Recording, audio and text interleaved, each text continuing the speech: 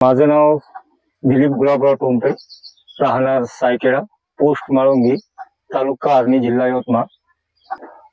माझ्याकडे 16 एकर शेती असून त्यापैकी माझा 12 एकर ऊस आहे आणि 4 एकर शेती मी सोयाबीन करता ठेवलेली आहे।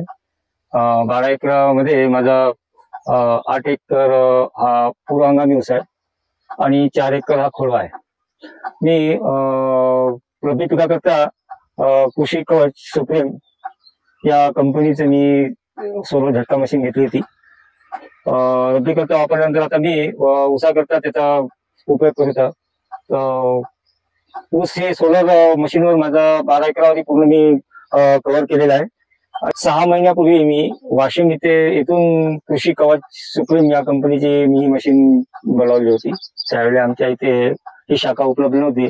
आता काही 15 दिवसापूर्वीच आर्णी येथे शाखा कृषी कवच सुप्रीम या कंपनीची शाखा आर्णी येथे ओपन झालेली आहे।